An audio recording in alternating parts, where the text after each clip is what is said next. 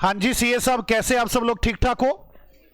बेटे ये तो मुझे पूरी उम्मीद है आपने बनाए नहीं होंगे अभी तक चार्ट। वो तो मैं जानता हूं आपकी बात।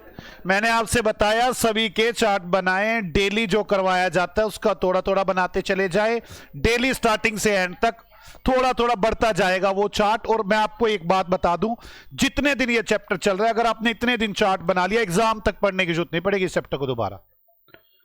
आप मेरी एक बात ये समझ ले, आप मेरी बात समझो बेटे, आप लोग डेली वाला काम डेली करते चले जाए, आप कर नहीं रहे काम, ये बड़ी दिक्कत चल रही है।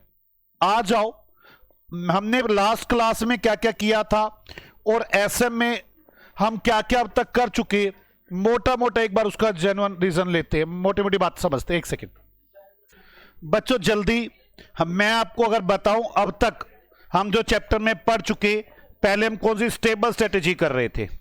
स्टेबल स्ट्रेटेजी में 4 पॉइंट किए थे, ग्रोथ स्ट्रेटेजी की थी, ग्रोथ स्ट्रेटेजी में 4 पॉइंट किए थे, टाइप्स ऑफ स्ट्रेटेजी आ गया था, टाइप्स ऑफ ग्रोथ स्ट्रेटेजी, जिसके अंदर आप में ज्यादा शुरू हो गए थे कि सर 2 तरह की ग्रोथ, कौन कौन सी, इंटरनल और एक्सटर्नल। हम इंटरनल कंप्लीट कर चुके हैं, आज हमें एक्सटर्नल ग्रोथ शुरू करनी है। इंटरनल ग्रोथ में था मेरे पास सोर्स उतने ही रहेंगे जितने मेरे पास हैं, और यहां मैंने बताया था कि मैं सोर्स बढ़ाऊंगा। जब मैंने कहा था मेरे पास सोर्स उतने ही रहेंगे, मतलब मेरे पास साधन उतना ही रहेगा, तब मैंने आपको क्या सिखाया था, एक सेकंड बच्चों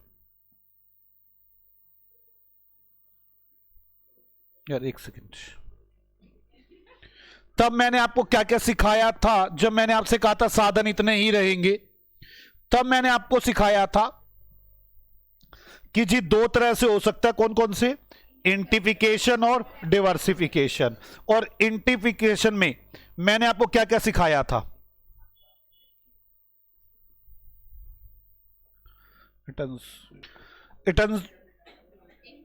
इंटेंसिफिकेशन। इंटेंसिफिकेशन में मैंने आपको जो जो बातें बताई थी वो क्या थी, जल्दी बताना क्या। इंटेंसिफिकेशन में मैंने आपको बताया था कि आपको 3 काम करने होंगे, मार्केट पेनिट्रेशन, प्रोडक्ट डेवलपमेंट और मार्केट डेवलपमेंट। आप ये काम करें।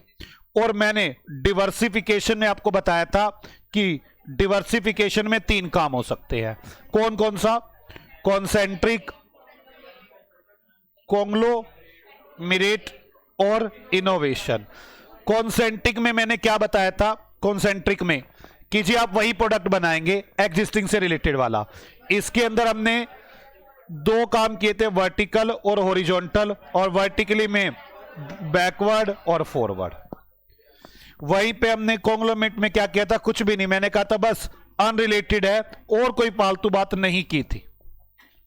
इसके बाद हम इनोवेशन में आ गए थे, इनोवेशन के बारे में लिखा और उसके 3 बेनिफिट बता दिए थे कि हम कॉम्प्लेक्स प्रॉब्लम को सोल्व करते हैं, इंक्रीज करते हैं प्रोडक्टिविटी और कॉम्पिटिटिव एडवांटेज उठाते हैं। मैं पहले तो आपको यह बता दूं, एक्सटर्नल में अब मैं सोर्सेज को बढ़ाऊंगा, और मैं पहले अगली बात बता दूं, सिर्फ इंटेंसिफिकेशन नहीं है, डिवर्सिफिकेशन है यहां पर। मतलब डिवर्सिफिकेशन में जाऊंगा मैं, इंटीफिकेशन कुछ नहीं होता यहां पे, इंटरनल कुछ नहीं होता। मेरी बात समझ में आ गई? अब मैं आपके साथ पहले मोटी मोटी बात कर लूं कि मैं क्या क्या बातें बताने वाला हूं आपको। इसमें एक्सटर्नल ग्रोथ करने वाला हूं, और मैंने आपको बताया कि यहां पर सिर्फ कौन सा होता है, डाइवर्सिफिकेशन। चलो एक्सटर्नल ग्रोथ, आपके मन में तो आ गई होगी ना बात कि अब सोर्स बढ़ाने हैं मुझे। ये ना 2 तरह से हो सकता है, आप मर्जर करो या फिर एक्विजिशन करो। आप दूसरी फर्मों का मर्जर करो या एक्विजिशन करो, या फिर आप अलायंस करो, दूसरी फर्मों के साथ अलायंस करो। मैं आपको धीरे धीरे बातें बतानी शुरू करता हूं। मैं इसमें क्या क्या बताऊंगा, एक्सटर्नल ग्रोथ, डिवर्सिफिकेशन ही होती है इसमें। तो अब एक्सटर्नल ग्रोथ कैसे हो सकती है, नई फर्मों को खरीदो, बाहर से सामान खरीदो, फर्मों को मर्ज करो अपने साथ, नई नई फर्मों को अलायंस करो और फर्मों के साथ, जैसे मैं आपको बताना शुरू करता हूं, मैं इसमें क्या क्या बातें बताऊंगा। मर्जर का मतलब क्या होता है, एक्विजिशन का मतलब क्या होता है। मर्जर में तो मैं बता दूं, दो फर्में दोनों बंद हो जाती हैं और एक नई फर्म बन जाती है। एक्विजिशन में एक बड़ी फर्म होती है और एक छोटी फर्म होती है। बड़ी फर्म छोटी फर्म को एक्वायर कर लेती है। यहां पर बिल्कुल न्यू फर्म बनती है, यहां पर ओल्ड फर्म ही रहती है। ये तो मर्जर और एक्विजिशन में फर्क है, बाकी बातें बाद में करेंगे। मतलब एक फर्म रिच होती है और एक फर्म वीक होती है।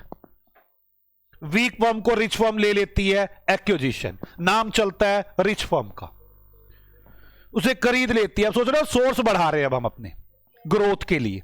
और दूसरा मैंने आपको बताया मर्जर, दोनों फर्में बंद हो जाती हैं और मिलकर एक नई फर्म बनाती हैं। क्लियर।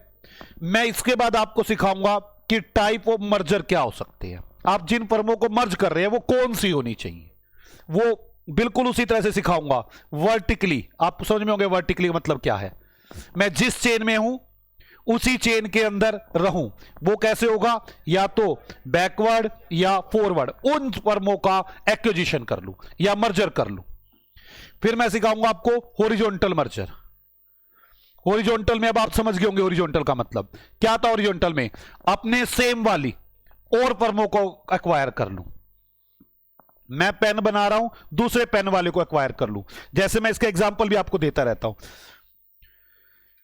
वोडाफोन है, वोडाफोन ने आइडिया को एक्वायर कर लिया, हॉरिजॉन्टल मर्जर है, हॉरिजॉन्टल मर्जर है। और बताता हूं मैं आपको, ब्रुकबोन है, उसने लिप्टन को कर लिया था। दोनों चाय की फर्म थी, दोनों का मर्ज होकर ब्रुकबोन लिप्टन इंडिया बन गई थी। एक ब्रुकबोन अलग थी और लिप्टन अलग थी। दोनों मिलकर ये कौन से है, हॉरिजॉन्टल। वोडाफोन और आइडिया कौन से है, हॉरिजॉन्टल। एक होता है कोजेनरिक मर्जर। कोजेनरिक मर्जर में हम क्या करते हैं, हमें ऐसी फर्मों को मर्ज करना चाहिए जो हमारे बिजनेस से रिलेटेड बनाते हैं। जैसे मैं आपको बात करूं, मैं कह सकता हूं जैसे हमने वहां पढ़ा था वो कॉम्प्लीमेंट्री प्रोडक्ट वाली फर्में, वो समझ लो आप। कॉम्प्लीमेंट्री फर्म, यहां वर्ड तो यूज नहीं किया कॉम्प्लीमेंट्री, बाकी है वही। मैं इसका एग्जांपल देना चाहता हूं। एक कैलविनेटर कंपनी है जो फ्रिज बनाती थी, उसने एक पिजन कंपनी को एक्वायर किया और ये पता क्या बनाती थी, कुकर। कुकर नहीं होते ये हाँ सीटी बजती है।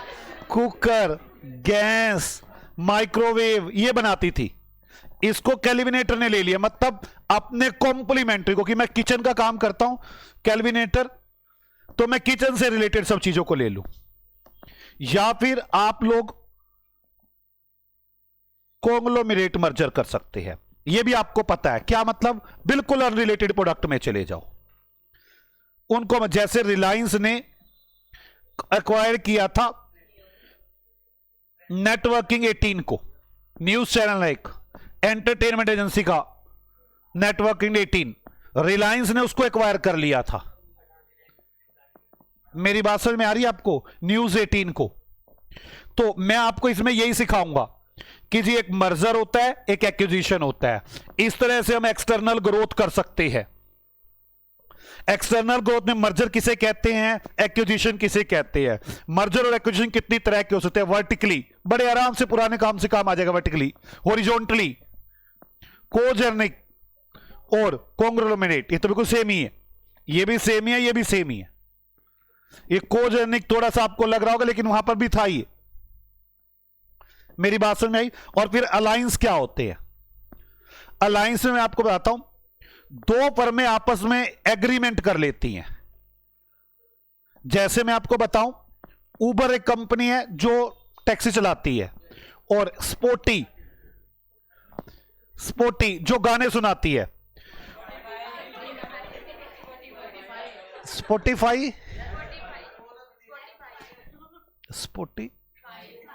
हाँ, तो समझ में आ गई ना आपको मेरी बात। स्पोटी कंपनी है। अब उबर का और स्पॉटिफाई का कॉन्ट्रैक्ट है कि उबर के अंदर सिर्फ यही चलेंगे? ये अपना काम अलग अलग कर रहे हैं। स्पॉटिफाई अपना काम अलग कर रहा है, उबर अपना काम अलग कर रहा है, लेकिन ये मिलकर आपस में अलायंस कर लेते हैं एक दूसरे के लिए।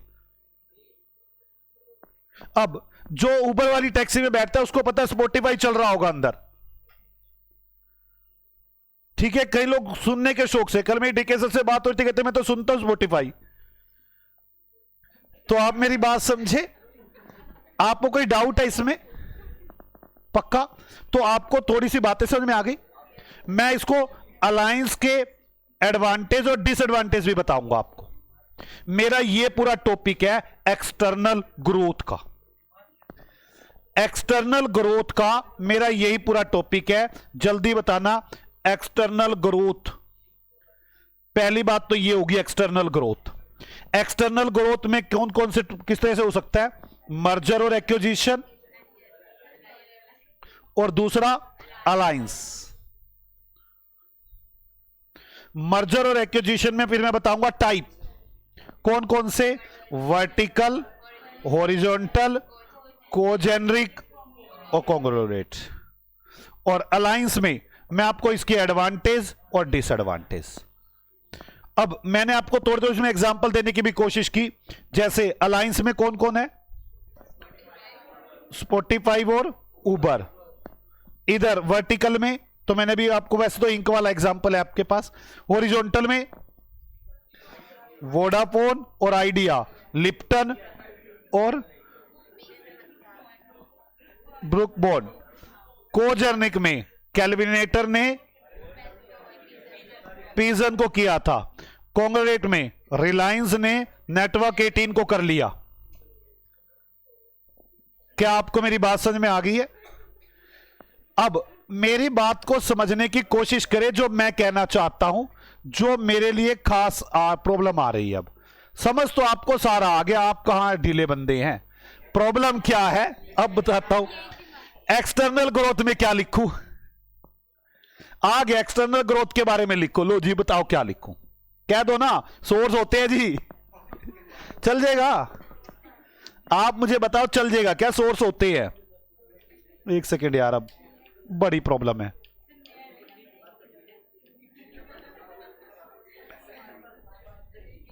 चलो पहली बात, एक्सटर्नल ग्रोथ में क्या लिखूं?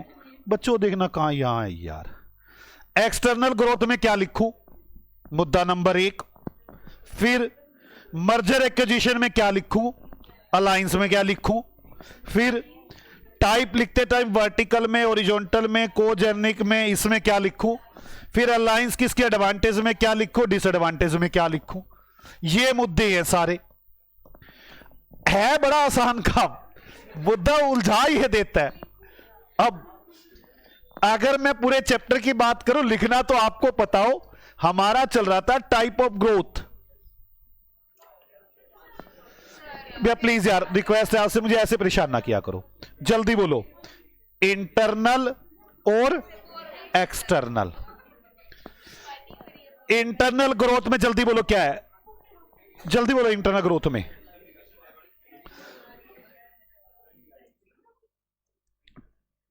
टाइप्स ऑफ ग्रोथ, इंटरनल और एक्सटर्नल। इंटरनल में बताओ क्या क्या था? जल्दी जल्दी बोलो। इंटेंसिफिकेशन और डाइवर्सिफिकेशन। अब इंटेंसिफिकेशन में बताओ, market penetration, market development, product. Diversification में बताओ, कॉन्सेंट्रिक, कॉन्ग्लोमरेट और इनोवेशन। कॉन्सेंट्रिक में बताओ, वर्टिकल और हॉरिजॉन्टल। अब वर्टिकल में बैकवर्ड और फॉरवर्ड, ठीक है। कॉन्ग्लोमरेट में तो कुछ थी नहीं बात भाई, ये तो पता होना चाहिए क्या बात आएगी इसके अंदर, कि मुझे इंटरनल रिसोर्स से ग्रोथ करनी है और वो भी अनरिलेटेड में। अब इनोवेशन, इनोवेशन की बताओ, 3 एडवांटेज थी इनोवेशन के, हर एक के बारे में बताना है, फिर उसके बारे में बताना है क्या थी। सोल्व करता है कॉम्प्लेक्स प्रॉब्लम को, इंक्रीज करता है प्रोडक्टिविटी को, कॉम्पिटिटिव एडवांटेज देता है। अब हम आ चुके हैं एक्सटर्नल पर। यही सबसे बड़ा टॉपिक है हमारी चैप्टर के अंदर। अब आ चुके हैं एक्सटर्नल पर। एक्सटर्नल में एक ही है सिर्फ, डाइवर्सिफिकेशन। तो पहली बात तो डाइवर्सिफिकेशन है। अब इसमें क्या करना होगा, हमें दो बातें, मर्जर एंड एक्विजिशन और अलायंस। मर्जर और एक्विजिशन में क्या करना होगा, टाइप्स, वर्टिकल, हॉरिजॉन्टल, कोजेनरिक और कॉन्ग्लोमरेट। इसके बाद अलायंस के एडवांटेज, डिसएडवांटेज। मैं ये बनाने की कोशिश कर रहा हूं। अब आपको बस ये लिखने हैं इस साइड, इनकी साइडों में लिखे और उसको रोज पढ़े। मतलब एक बार बनाओ तो सही ना डेली। अब मुझे ये बताएं, एक्सटर्नल ग्रोथ में पहले क्या लिखूं। अब मुद्दा शुरू हो गया। एक्सटर्नल ग्रोथ में सबसे पहले लिखे क्या, जल्दी बताओ। एक्सटर्नल ग्रोथ में क्या लिखे, क्यों लिखवा दूं?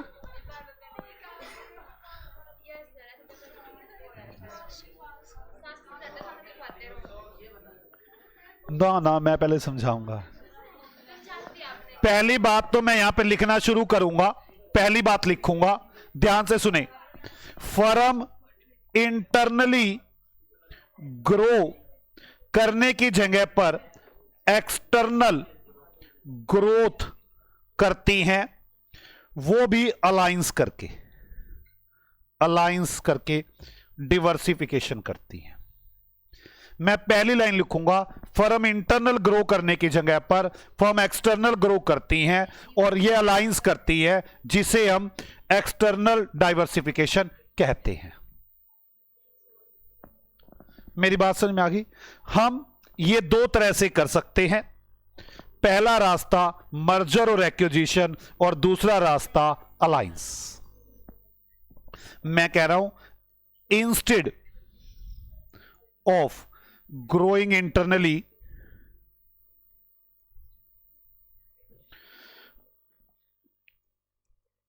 think of diversification, making alliance with external firms, with external organizations। और ये दो तरह से क्लासिफाइड होती हैं, मर्जर और एक्विजिशन और अलायंस। बस इतनी सी बात लिखूंगा एक्सटर्नल ग्रोथ में। जल्दी बोलो, एक्सटर्नल ग्रोथ में क्या लिखूंगा? ऑर्गेनाइजेशन इंटरनली ग्रोथ करने की बजाय एक्सटर्नली एक्सटर्नल ऑर्गेनाइजेशंस के साथ अलायंस करके ग्रोथ करता है। इसे एक्सटर्नल ग्रोथ डाइवर्सिफिकेशन कहते हैं। यह दो तरह से होता है, मर्जर और एक्विजिशन और स्ट्रेटेजिक अलायंस। जल्दी पहले बोलना शुरू करो, इसको दोबारा बोलो। ऑर्गेनाइजेशन इंटरनली ग्रो करने की बजाय एक्सटर्नली अलायंस करता है दूसरे ऑर्गेनाइजेशंस के साथ। इसे एक्सटर्नल ग्रोथ डाइवर्सिफिकेशन कहते हैं। यह दो तरह से होता है, मर्जर और एक्विजिशन और स्ट्रेटेजी अलायंस। मेरी बात समझ में आ गई? इसके बाद मैं शुरू कर दूंगा मर्जर और एक्विजिशन। इसमें क्या लिखूं? मर्जर और एक्विजिशन में मैं मर्जर और एक्विजिशन में सबसे पहला पॉइंट लिखूंगा कि यह ग्रो करने का इंस्टेंट तरीका है, बड़ी जल्दी हो जाती है इससे ग्रो। जैसे वो कहते हैं ना कि मैगी इंस्टेंट बन जाती है, कॉफी इंस्टेंट बन जाती है। मतलब इंस्टेंट मतलब बड़ी जल्दी। चलो 2 मिनट में नहीं बनती, मैं भी खुद। मैं पहली बात तो ये कहूंगा, जल्दी एक्सपेंशन करने का मर्जर और acquisition, merger and acquisition best तरीका है।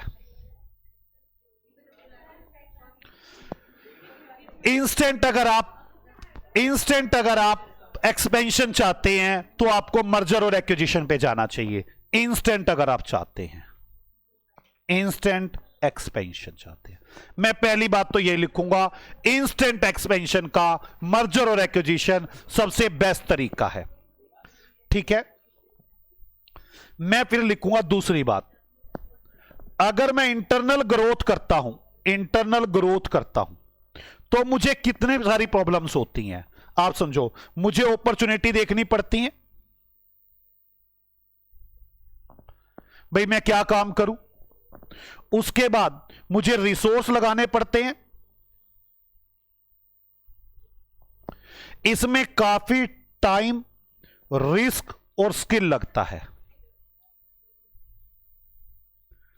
और मर्जर और एक्विजिशन फटाफट इस काम को कर देते हैं, इसलिए सबसे अट्रैक्टिव तरीका है। मर्जर और एक्विजिशन इसे जल्दी कर देते हैं, इसलिए अट्रैक्टिव तरीका है। मेरी बात समझ में आ रही है? जल्दी मुझे बताएं।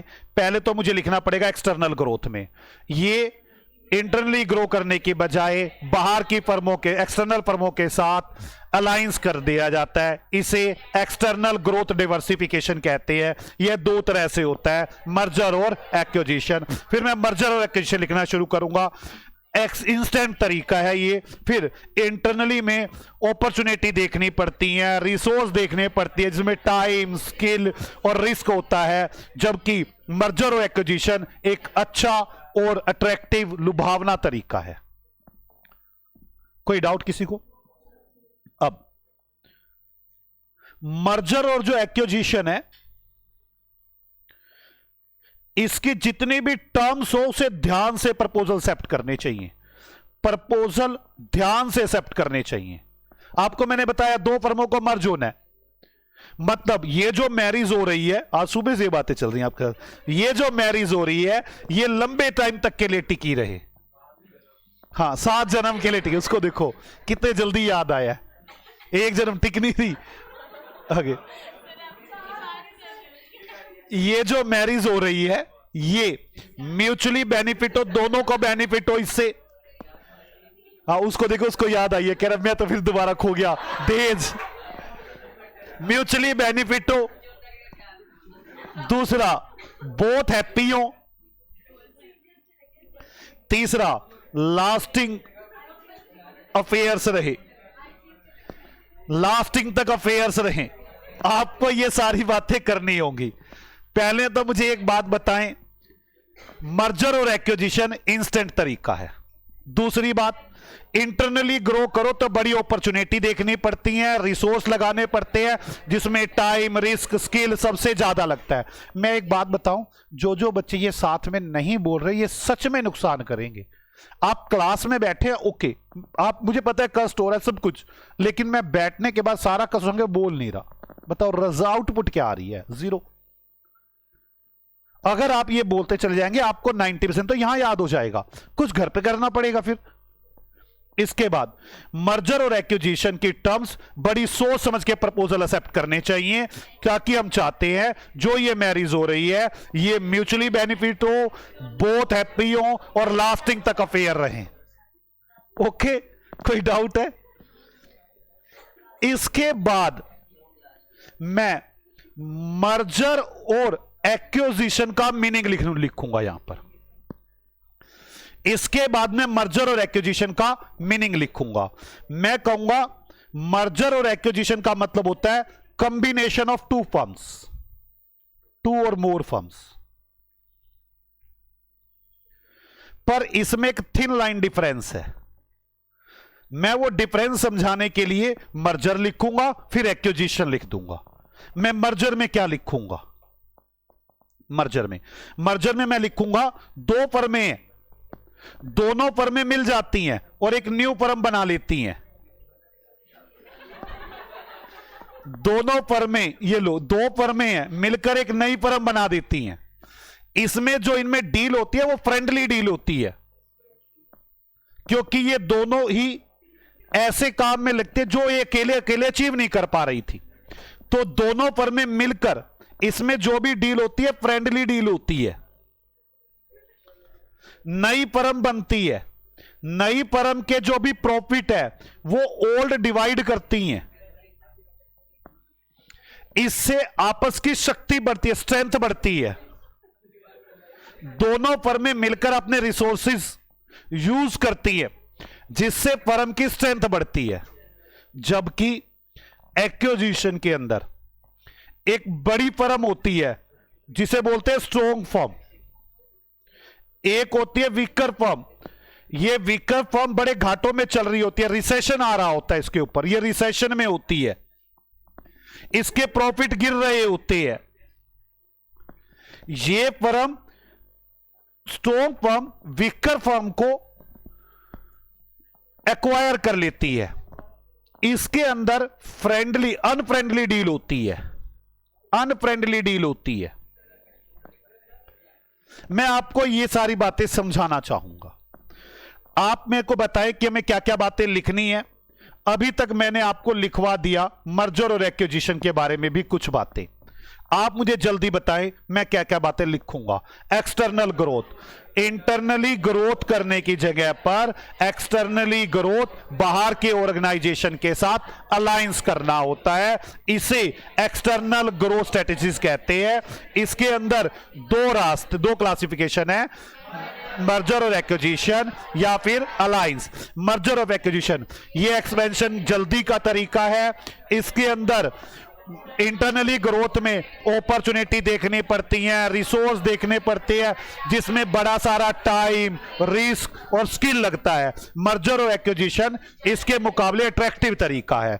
मर्जर और एक्विजिशन के अंदर जितने भी प्रपोजल होते हैं बड़े ध्यान से देखने होते हैं ताकि म्यूचुअली बेनिफिट हो, बोथ हैप्पी हो और कास्टिंग अफेयर्स करें। इसके बाद मर्जर और एक्विजिशन में इससे अगली बात मैं आपसे लिखवाऊंगा, मर्जर और कॉम्बिनेशन एक्विजिशन का मतलब होता है दो फर्मों का आपस में मिलना। नॉर्मली लोग दो फर्मों का इसमें कोई डिफरेंस नहीं समझते, पर इसमें थिन लाइन डिफरेंस है। मर्जर में दो फर्में मिलती हैं, दोनों फर्में एक दूसरे के बेनिफिट के लिए मिलती हैं और ये फ्रेंडली डील होती है। इसमें नई फर्म दोनों बंद हो जाती हैं और एक नई फर्म खुल जाती है। इसके अंदर दोनों फर्म अपनी स्ट्रेंथ को बढ़ाती हैं। दोनों फर्म अकेले अकेले उस ऑब्जेक्टिव को अचीव नहीं कर पा रही थी, इसलिए दोनों फर्म मिलकर उस ऑब्जेक्टिव को अचीव करने की कोशिश करती हैं। जबकि एक्विजिशन में एक स्ट्रॉन्ग फर्म होती है और एक वीकर फर्म होती है। स्ट्रॉन्ग फर्म वीकर फर्म को एक्वायर कर लेती है। ये तब होता है जब रिसेशन हो रहे होते हैं, वीकर फर्म में प्रॉफिट्स कम हो रहे होते हैं और ये अनफ्रेंडली डील हो रही होती है। ओके बच्चों, मिलते हैं आपसे अगली क्लास में एक्सटर्नल रिकंस्ट्रक्शन के लिए। बाय बाय बच्चों।